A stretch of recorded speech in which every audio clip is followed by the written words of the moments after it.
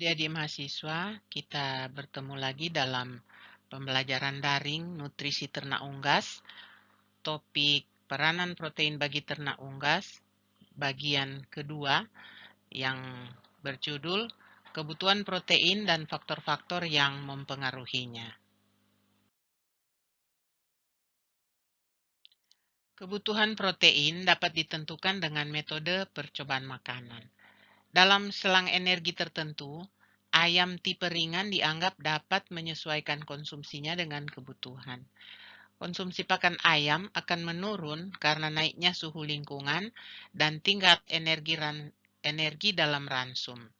Berkurangnya konsumsi harus diimbangi dengan meningkatkan zat makanan lain yaitu protein, mineral, dan vitamin dengan anggapan bahwa jumlah kebutuhan tiga zat makanan tersebut konstan. Kebutuhan protein terdiri atas kebutuhan untuk hidup pokok, untuk pertumbuhan jaringan, dan untuk produksi telur. Kebutuhan protein dapat diukur dengan metode neraca nitrogen atau nitrogen balance. Pengukuran nitrogen endogen pada keadaan puasa dan istirahat mengikuti pola yang mirip dengan kebutuhan energi basal. Kebutuhan protein untuk hidup pokok pada unggas yaitu pertama dikatabolis untuk energi, kemudian untuk endogenous urinary nitrogen dan untuk metabolic fecal nitrogen. Selanjutnya, kebutuhan protein untuk produksi pada unggas adalah untuk pertumbuhan, untuk produksi telur, dan untuk reproduksi. Kebutuhan protein untuk hidup pokok didefinisikan sebagai jumlah protein endogen ditambah dengan protein cadangan untuk pembentukan antibodi, enzim, hormon, serta untuk mempertahankan jaringan bulu dan bobot badan tetap. Metode pengukurannya adalah dengan pertama, mengukur besarnya retensi nitrogen yang diperlukan untuk protein cadangan pada keadaan tidak berproduksi dan rontok bulu atau molting. Yang kedua, mengukur nitrogen endogen. Keduanya diukur pada saat kebutuhan energi metabolis basal terpenuhi. Tahap pertama memerlukan ransum yang diketahui tepat kandungan nitrogennya. Tahap kedua, ransumnya bebas protein. Nah, jumlah retensi nitrogen kedua tahap dikalikan dengan faktor 6,25 merupakan kebutuhan hidup pokok secara praktis. Kebutuhan protein untuk periode pertumbuhan. Protein bagi ayam yang sedang tumbuh akan digunakan untuk hidup pokok, pertumbuhan jaringan, dan pertumbuhan bulu. Hidup pokok, kehilangan nitrogen endogenous dari ayam-ayam yang sedang tumbuh sekitar sebanyak 250 mg nitrogen per kilogram bobot badan. Nilai ini jika dikalikan dengan faktor 6,25 akan diperoleh 1600 mg protein yang hilang per kilogram bobot badan per hari. Jika kebutuhan protein harian adalah hasil kali bobot badan dalam gram dengan 0,0016 dan dibagi dengan besarnya retensi protein 0,67. Nah, pertumbuhan jaringan. Karkas ayam mengandung protein rata-rata 18%, sehingga kebutuhan protein harian adalah hasil kali bobot badan dalam gram dengan 0,18 dan dibagi dengan nilai retensi protein 0,67. Untuk pertumbuhan bulu, pada umur 3 minggu, banyak bulu adalah sekitar 4% dari bobot tubuhnya. Pada umur 4 minggu, meningkat menjadi 7% dan kemudian konstan. Protein bulu adalah sebanyak 82%. Jadi, kebutuhan protein harian untuk pertumbuhan bulu adalah hasil kali persentasi bulu dengan pertumbuhan harian dan dikalikan 0,82% lalu dibagi dengan 0,67. Kebutuhan protein selama periode produksi.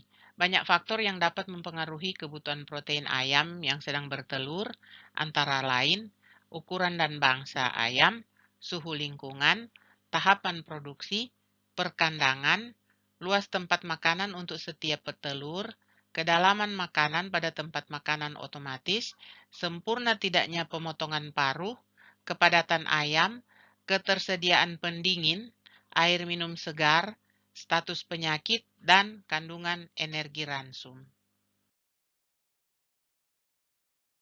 Ukuran dan bangsa ayam.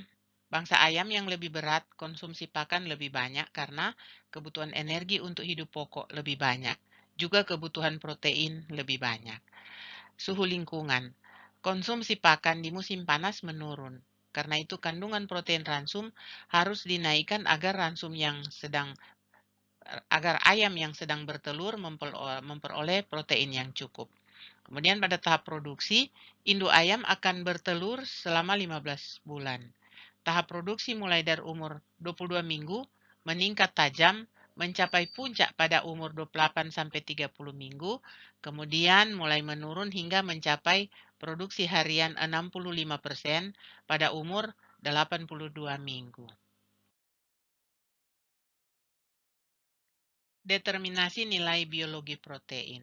Istilah kualitas protein mewujudkan ada tidaknya asam-asam amino esensial protein itu, dan jumlahnya apabila dihubungkan dengan yang dibutuhkan oleh ternak.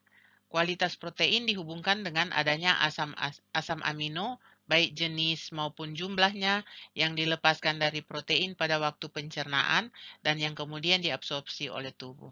Beberapa protein meskipun daya cernanya tinggi, secara kualitas tidak mencukupi kebutuhan sintesis protein dalam tubuh karena tidak tersedia atau kekurangan satu atau lebih asam amino esensial sehingga disebut protein kelas rendah. Protein kelas rendah dapat mengakibatkan lambatnya pertumbuhan dan tingginya kadar nitrogen dalam urin, oleh karena protein yang diserap tidak dapat digunakan. Beberapa macam cara yang digunakan untuk mengukur kualitas protein dalam makanan yaitu cara nilai biologi dan percobaan makanan. Nilai biologi dapat didefinisikan sebagai persentase hidrogen yang diabsorpsi yang dapat digunakan untuk pemeliharaan tubuh dan produksinya. Rumusnya dapat dilihat di sini dan ini dikutip dari buku Tillman tahun 1993. Nilai biologis bergantung pada komposisi asam amino dalam makanan dan kebutuhan untuk sintesis protein. Dari rumus tersebut, misalnya, semua asam amino esensial terdapat dalam makanan dan dalam jumlah dan proporsi yang seharusnya, nilai biologis akan lebih tinggi jika semua protein digunakan untuk sintesis dan sedikit N yang hilang melalui urin. Sebaliknya, apabila nilai biologisnya rendah, sebagian besar dari asam amino akan digunakan sebagai energi dan tidak untuk sintesis protein. Asam amino akan mengalami deaminasi sehingga ekskresi N dalam urin tinggi.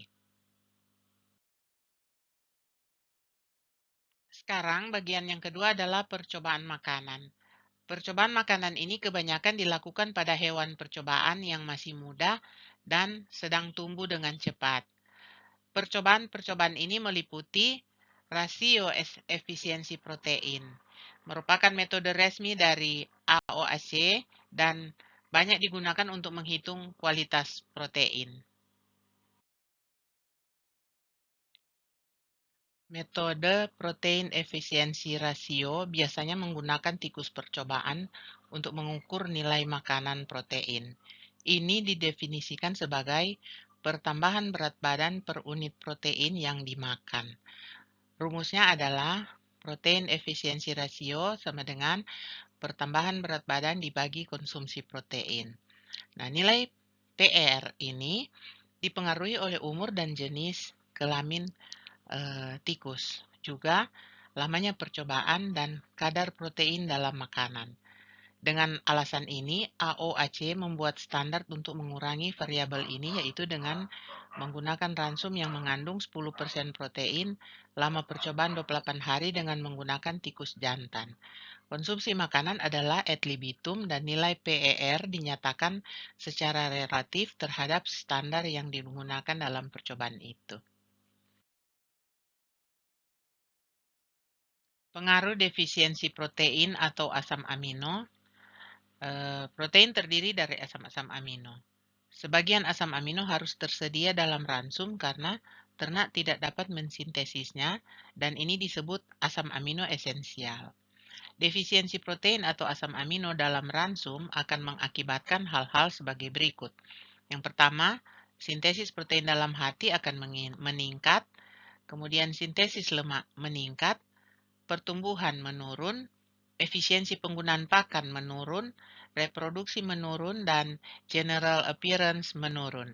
Nah, gejala dan tanda-tanda defisiensi protein atau asam amino esensial, kalau defisiensi ringan atau defisiensi protein atau salah satu asam amino esensial hanya mengakibatkan penurunan pertumbuhan sesuai dengan derajat defisiensinya. Karena tingkat protein itu harus disesuaikan juga dengan tingkat energi dalam ransum. Defisiensi protein dapat juga disebut kelebihan energi, yang menyebabkan penimbunan lemak dalam jaringan-jaringan karena ayam tersebut tidak mampu menggunakan energi sebaik-baiknya. Berhubung ransum tidak mengandung protein atau asam amino yang cukup untuk tidak mengandung protein atau asam-asam amino yang cukup untuk pertumbuhan dan produksi optimum sehingga ayam harus mengubah kelebihan energi menjadi lemak.